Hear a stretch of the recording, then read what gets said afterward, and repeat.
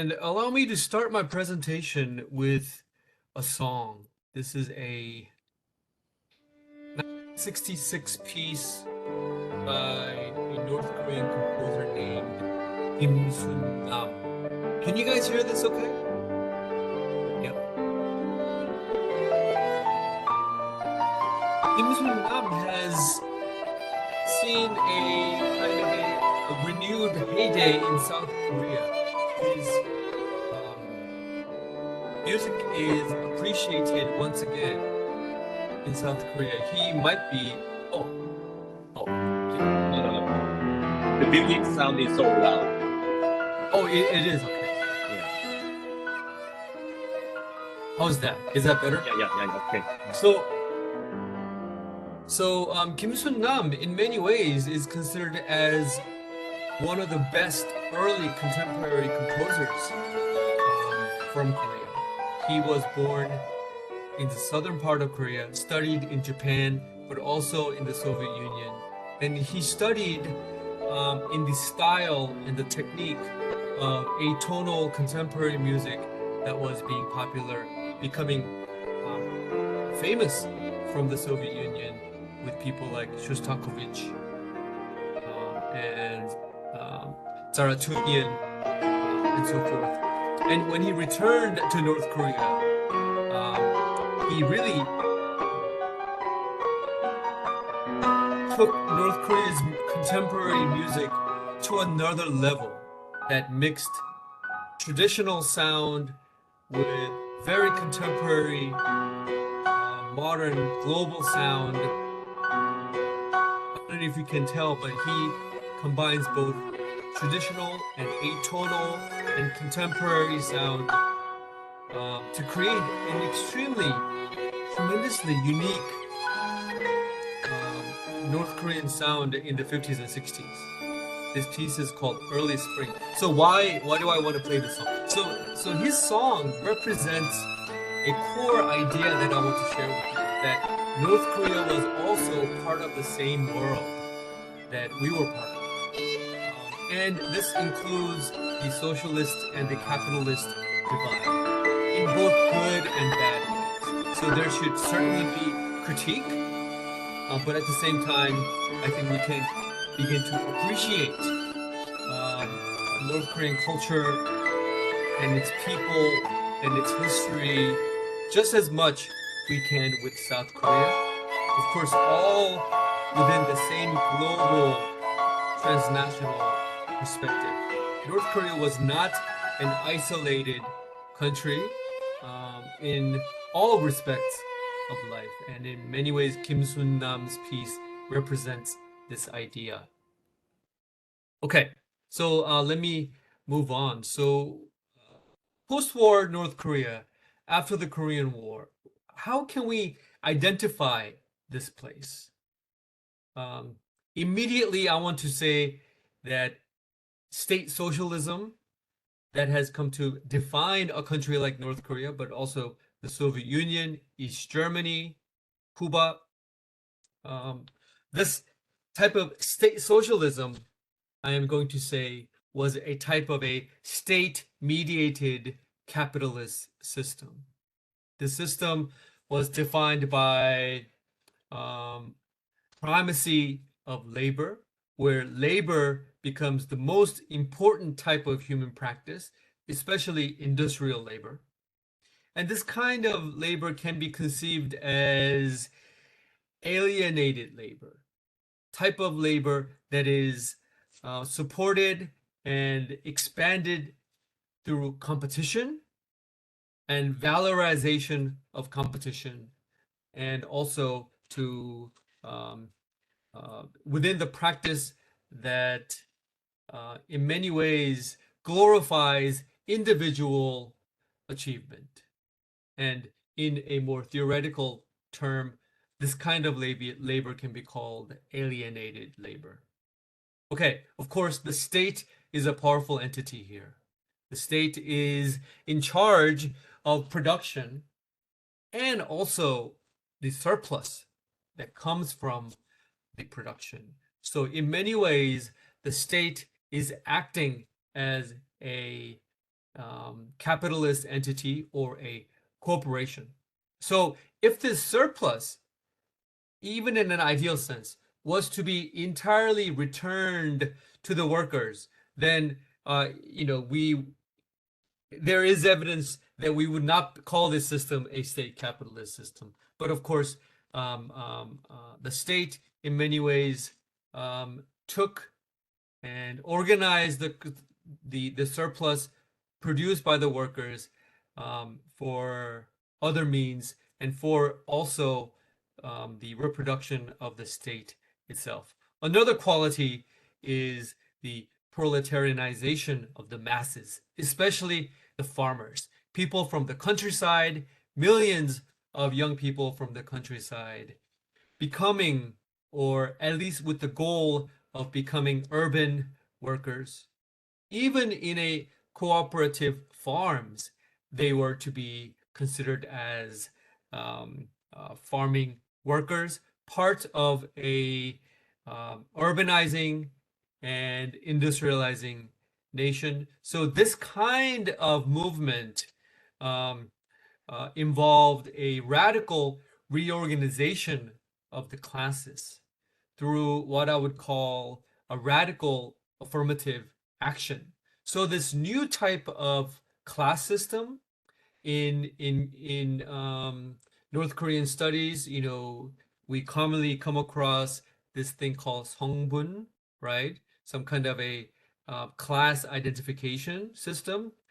Well, the origin and the history of a North Korean type of a class system began with a radical affirmative action program where the um, underprivileged classes, farmers, soldiers, poor workers, in fact, were given a great deal of authority and power that stem from education and also empowerment.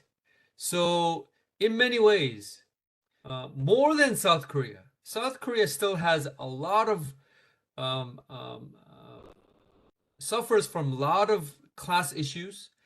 And it's the same class issues that has been around for hundreds of years. In North Korea, there was a radical inversion of the class system. Now, North Korea created its own class problems as we know them very well today, right? But nevertheless, it began with a radical affirmative action program.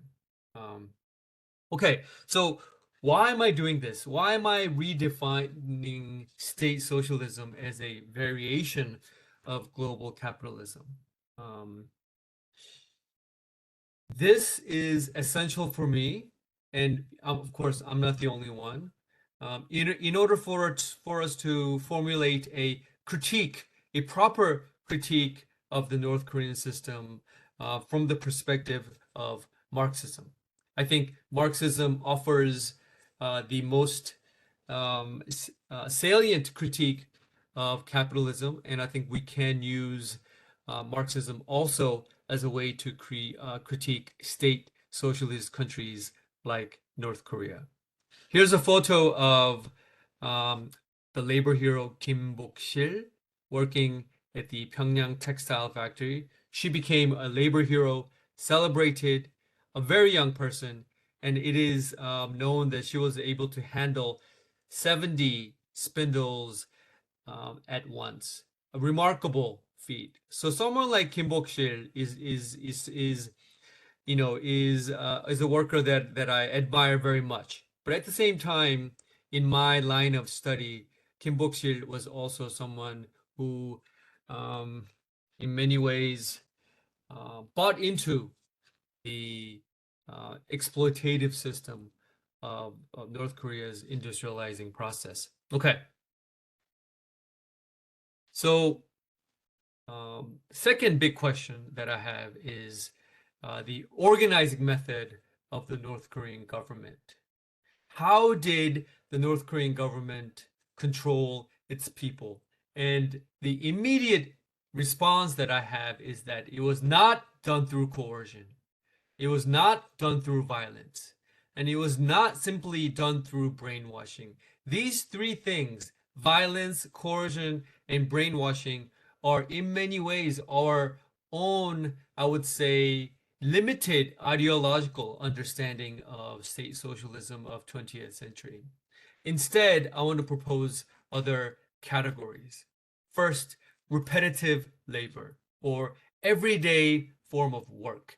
Work became the most important type of organizing practice that the state implemented on the population. And in many ways, this kind of control is an indirect rule that is done through concrete means, not done through coercive means, but non-coercive means through material incentives, work, wage, housing, education, roads, buildings, all these material developments that people were able to experience as a direct result of their hard work. So um, we definitely can observe some kind of empowerment of the masses through affirmative action programs that was tied to everyday work, repetitive labor. So post-war North Korea was a world organized through work, where labor and work are similar, but they're not the same. But in my presentation and also in my study as well, I use the term interchangeably, but in strict sense, labor has a more of a quantitative notion, and work has more of a moral, ethical notion. So here, labor is a sacred activity. It becomes a duty of the population, and productivity becomes a measure of human character. So the more you produced, um, the higher level of valorization you achieved. So in many ways, the goal of labor or the goal of work that was implemented by the North Korean state was not necessarily material gains. It was the regeneration of work itself. So the material gains were absolutely important, and the material gains were a clear motivation for the population. But the goal of work essentially was the regeneration of work itself. Now, this kind of idea, labor as a sacred activity, is the idea of Lenin and not necessarily Marx. For Marx, labor itself was not sacred. And Marx was someone who always valued life over labor, and he had always considered that revolution would do away with labor so that labor can once again go back into life. Okay, here's a photo of a family walking down a very brand new street in Hamhung City in northeast um, North Korea. This street, by the way, first, when it was built, took on the name of Wilhelm Pieck Avenue, named after the first president of East Germany. Since then, it has changed its name to Cheongsong Avenue, but the original name was Wilhelm Pieck Avenue. Here, the people are walking by this newly developed apartment complexes. So by the end of the 1950s, and especially in the early 1960s, North Korea was still a poor country, of course, but in many ways, it was vastly different from South Korea, that it was beginning to house its population. It was beginning to educate all of its population and able to provide basic, basic healthcare for the entire population. So, in many ways, this kind of material benefits were clearly the most important kind of motivation for the people. Now, another important then we can ask is, how did the North Korean people actually experience state power and industrialization?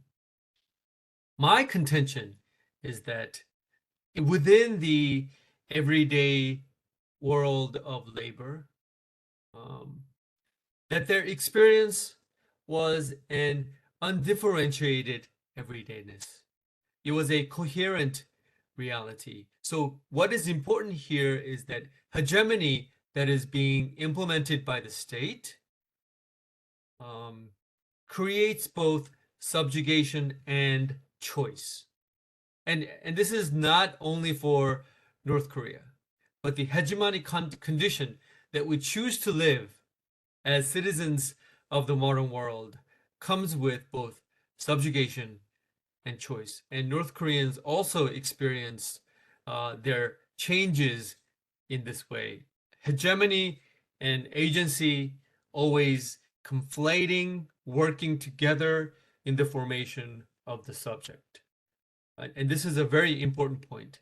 How the formation of the subject necessarily has to have both um, a kind of a internalization of hegemony and its reappearance as agency. So state power depending on individual choice. And here, the term dialectical becomes very important, and where domination and freedom in fact coexist, and they are dependent on each other. Here's a photo from the 1960s, Charlima writers. These were given the title of Charlima writer. Charlima is Charlima is a name of a legendary mythical horse that can travel 1,000 li a day, which is about 300 miles a day. And 300 miles for a horse is an impossible distance. A normal horse, the best horse today, can travel about 100 miles a day, the best. So obviously, the horse refers to the workers who are the most productive in their factory environment. Oh, by the way, all these photos were taken by me. I took these photos in North Korea when I visited the country in 2014. I went to the Hungnam Fertilizer Factory Museum, and of course, I did not have access to their documents, but I had full access and the freedom to take photos of whatever that was on the wall. So I took photos of photos, and a photo like this, the Charlima Writers, is not easily found outside of North Korea, because these are not manipulated in any way.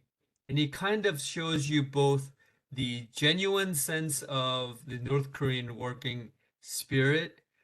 At the same time, it shows you the rather limited working condition that they were going through. So even as North Korea was experiencing tremendous amount of growth, and in many ways a model socialist country in the 50s and 60s, we can see that the working condition in the factories were rather poor. And yet, you still can see the spirit of the workers in this kind of photo. Okay, let me turn to a particular example here. Repetitive labor. Why repetitive labor became so important? And let me start with a quote by Kim Il-sung.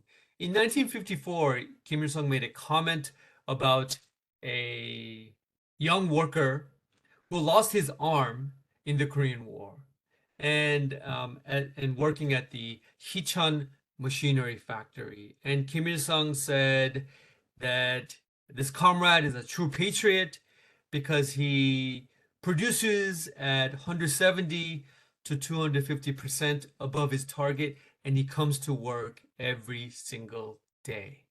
And he emphasized the fact that this comrade came to work every day despite losing his arm in the war.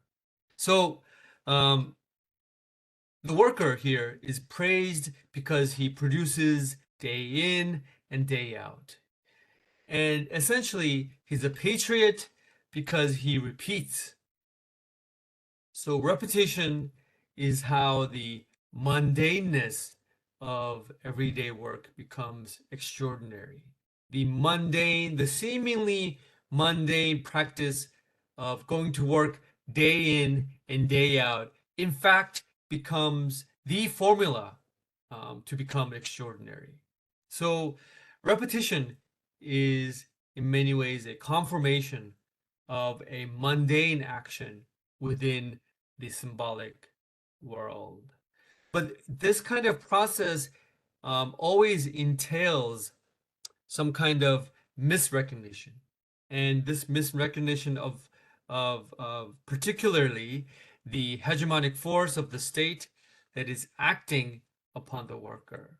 And the worker's original act of working and working hard is misrecognized as a heroic act for the nation and for the state, while um, any kind of action for the nation and the state is, of course, always tied to some kind of hegemony. So, what does this do? Essentially, is that the objective reality of the worker as a means of production and as an object of control by the state is momentarily masked. And he is seen as a genuine hero of the nation. Here's another photo that I took of machine workers from the 1960s. Okay. So another interesting example here um, that kind of gives us a better sense of how the subject develops within hegemony. And let me introduce the interesting case of Chun Chang-ok. Chun Chang-ok was a model cooperative farm worker, and she was known to have planted apple trees at work site during her break time. And her peer at the cooperative farm wrote a letter about Chan. And this is what she wrote. Whenever we look at the healthy apple trees, we can imagine our team leader, Chun Chang-ok, in front of us, carrying out the instruction of Comrade Premier, and we resolve to live like she does.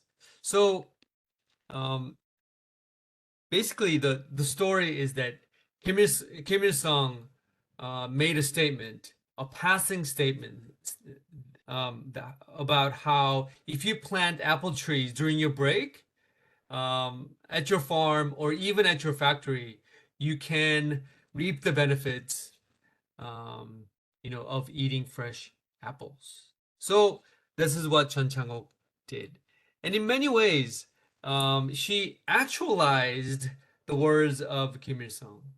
And in everydayness, in her everyday work, she is producing, and yet she is complying.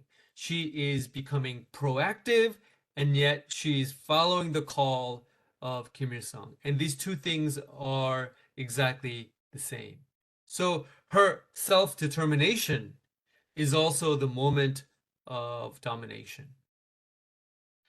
Her subjectivity is discovered precisely within the hegemonic order of the state and the call of Kim Il Sung. And in this kind of everyday work, hegemony, which is always mundane and repetitive, her act attains a supra individual meaning. And this repetition converges with abstract notions like the nation and patriotism, and of course, heeding the words of the great leader, for example, So while she is um, carrying out her will, and this is a there's no way to distinguish free will from another type of will. So this kind of, and at the same time, she's acting out her free will.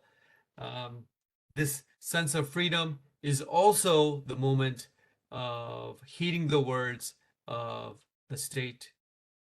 And, um, but this is simply how the subjectivity of Chun Chang-ok is rediscovered um, within this hegemonic order.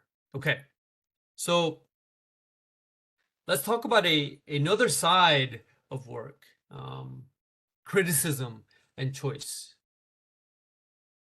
In 1956, the magazine 근로자, a very important magazine, printed a letter from the worker Lee Ge-deuk.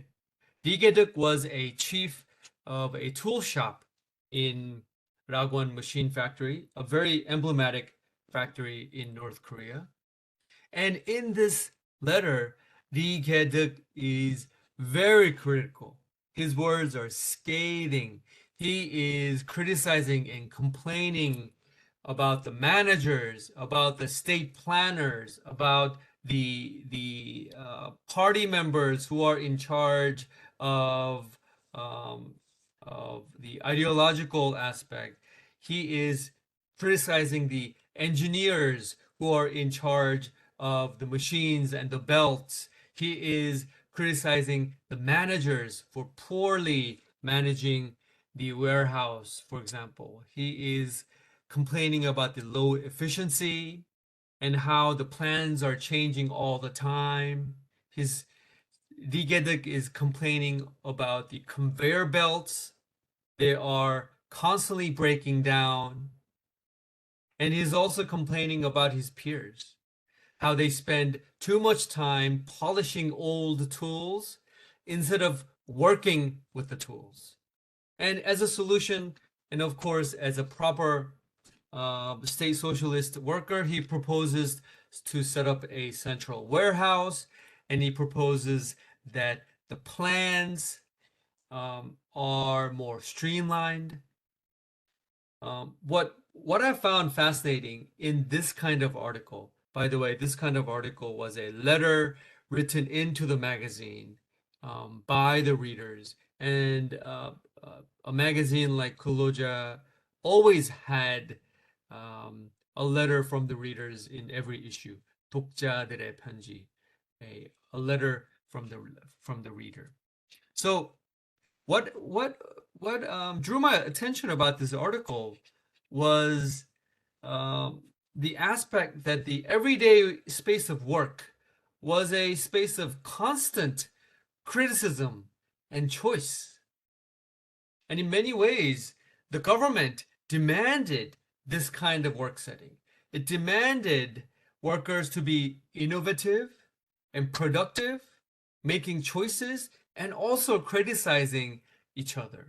So, North Korea's labor process, what I saw in this letter and in so many other texts and documents like this, was full of choices and complaints and criticism, but these were not necessarily outside of the plan.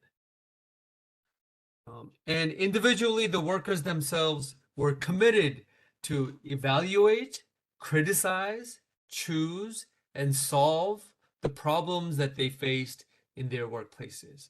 So, this common stereotypical notion that North Koreans simply could not complain, that North Koreans simply could not question the authority is a very distorted way of understanding a place like North Korea, and in many ways shows our own biased view of the history of socialism itself. Because in fact, a working place, even in place like North Korea, was full of complaints, criticism, fights, arguments, and at the same time, these were part of, in many ways, part of the plan itself. The workers um, were empowered to evaluate and criticize and solve the problems on their own in many ways. At least this was the idea.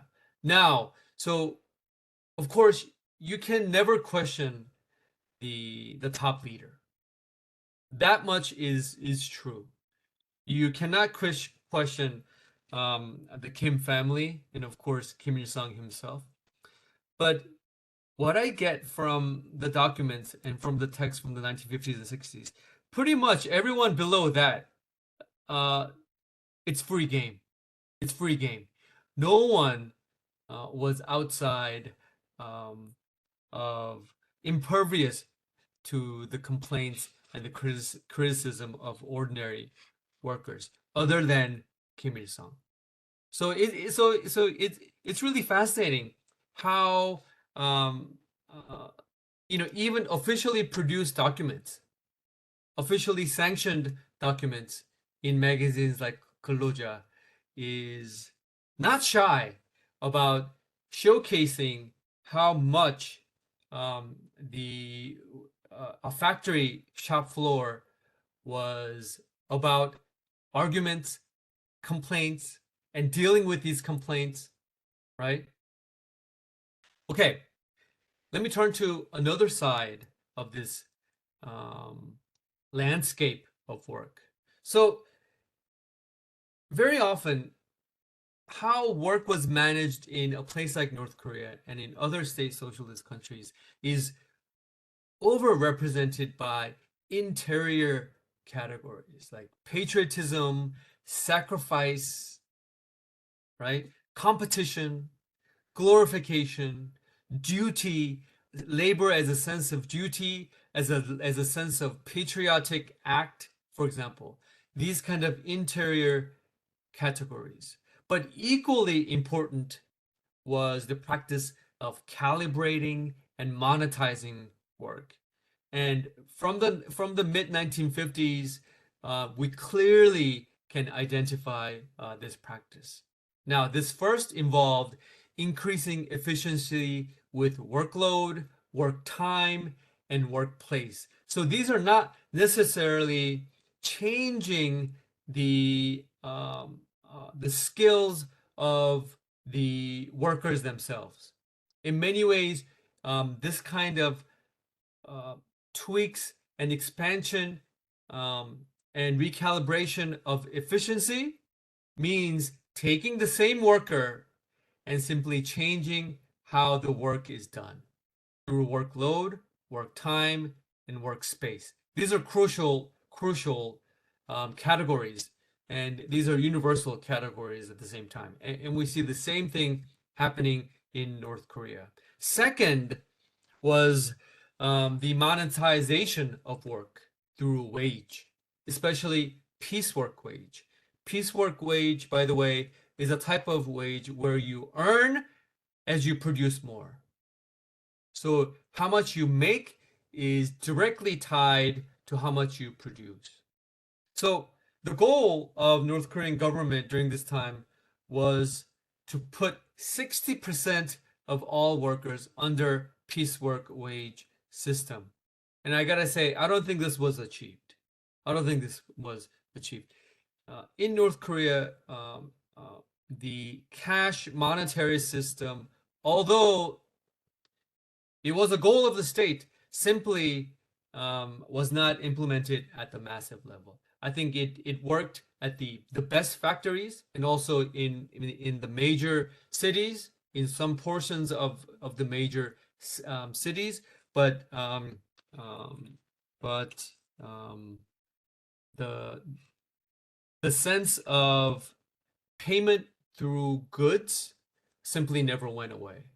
So wage that was in the form of money simply did not become a dominant force. Nevertheless, in the documents and um, uh, in magazines and textbooks of management, piecework wage was constantly talked about as the model of the wage system. Now, so piecework wage obviously was seen as the most appropriate form of wage in socialism, right? More you work, more you earn. This kind of notion. But this kind of notion, and also piecework wage itself, was born from the belly of capitalism itself. And in many ways, piecework wage was the preferred type of wage in capitalism because the workers can be made, the workers can be motivated, and in many ways, the workers can be forced to work more, and to be self-motivated to produce more so you can get paid more. So this connection between working more intensively to be paid more intensively was, in many ways, capitalist wage labor par excellence.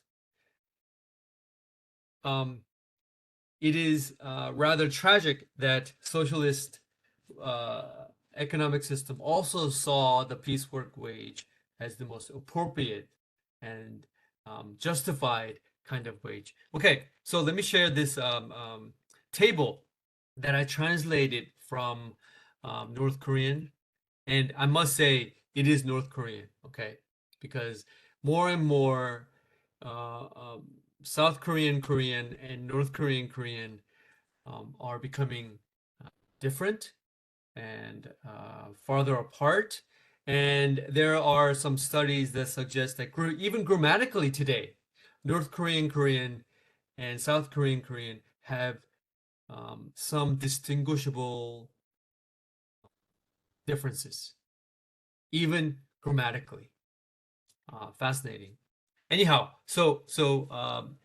this table kind of shows you how some workers and in some factories they were able to calculate productivity and increase efficiency. So, for example, one worker named Kong Jin-tae, um, who worked at a machine manufacturing factory, and this was his own calculation. So he saw that among his workers, only 61.7% of the machine use time was actually used to cut to and to be productive. Only 61% of the time. Now, among that, among the rest, 16% was used for cleaning and oiling. So machine was not running due to production needs. So this was fine. This was fine. And then another 12% were spent on repairing the machines and waiting for raw parts. And this was simply due to management of the workers and their um, um, part of the everyday management practice. So not a big deal. Not a big deal. But then Gong Jin-tae also discovered that 6% of their work time was spent on talking and deserting the workstation. And moreover, almost 5% of the work time was spent on going to the bathroom, eating, and taking breaks. So this kind of article, which seems very mundane, and there's nothing special about this, right? There's no image of the labor hero here. Okay, there's no connection to some kind of a heroic sense of work here. This is an ordinary working day divided into productive and non-productive time. But what was fascinating to me was that this kind of article was present just as much as articles that talked about patriotism. So we see both um, work being described in terms of abstract notions like patriotism and nationalism, but also work being talked about in terms of efficiency, productivity, calibration, and monetization. So two worlds began to expand together in the 50s and 60s. So this idea, stereotypical idea that we have is that North Korea's poor working condition uh, necessarily involved the patriotic duty as the most important mechanism of motivating work is simply not true. Yes, patriotism, sacrifice, duty tied to work were always important, but just as important was this notion of efficiency, calibration, and monetization. Okay, let's talk about machines for just a few more minutes, and I think I'll be done. So maybe I won't spend too much time here. So factory machines, industrial machines create a condition of paradox. And this paradox is that machine-based work historically has prolonged the working day. And Marx expressed this problem like this. Hence, the remarkable phenomenon in the history of modern industry that machinery sweeps away every moral and natural restriction on the length of the working day. Hence, too, the economic paradox that the most powerful instrument for reducing labor time suffers a dialectical inversion and becomes the most unfailing means for turning the whole lifetime of the worker and his family into labor time at capital's disposal. So what he observed in Europe and what I also um, uh, observed in North Korean documents is that this call to be more productive, whether that was done through efficiency or through interior motivation like patriotism, um, was a measurement of human character, and productivity and labor became a source of valorization of the person. But at the same time, this also meant higher the intensity, also meant the higher the level of exploitation. So there was in many ways, increasing intensity even with the machine, and using the machine was the best way to increase intensity, was in fact the most sure way of increasing exploitation. So something like the Charlima work team movement that began in 1959, which produced extraordinary economic results and also unified and galvanized the nation, in fact, was another mechanism of increasing the system of exploitation. So let me move on from here. Let's see. So let me kind of summarize my presentation today, however, with a caveat, and that is that although I am very much critical of industrial work, even the industrial work that was espoused and developed in a socialist country, and I am even more critical of industrial work in a socialist country because it was not supposed to be so exploitative. And when the socialist um, system of labor was supposed to show us how proper forms of labor can be managed, in fact, presented us with even higher levels of exploitation. So, of course, I am very critical of this historical phenomenon. But at the same time, I do respect certain levels of North Korea's working culture.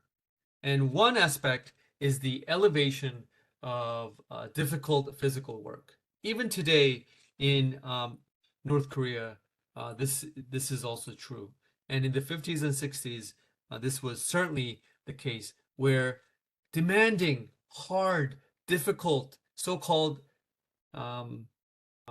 difficult and dirty work that took a lot of physical exertion. This type of work were seen as glorious. They were seen as honorable, um, and that hard physical labor, in fact, was seen as something that was sacred, something that was to be respected. And this kind of notion, I think it has gone down a little bit in North Korea, but it's still very much alive. And of course, in South Korea, this was not always the case. So let me end with a poem called The Engineer, written by Kim Sang-ho in 1949. I'm not going to read the whole thing. Don't look for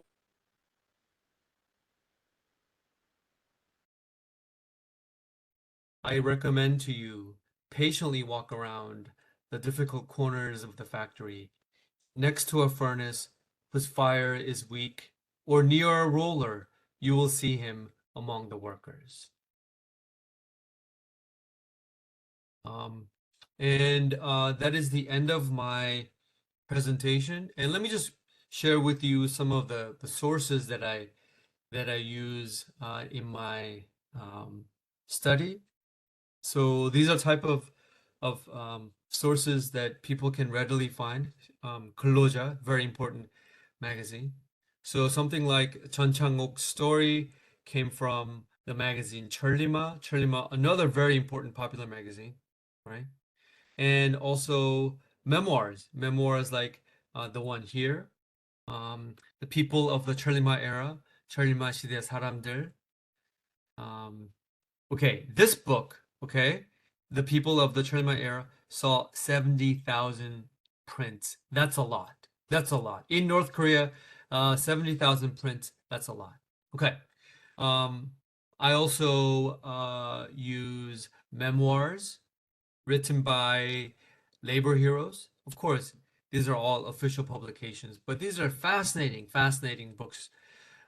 There's so much details involved. One memoir that I really love is one of the labor hero Gil Hwak-sil, a young textile worker. Gil Hwak-sil became a labor hero, became a Cheolima leader of several Cheolima work teams, and later became a politician herself. Her memoir saw 100,000 prints. 100,000, guys. Gil Hwak-sil, one of the most renowned labor heroes of North Korea. Okay, I even used novels.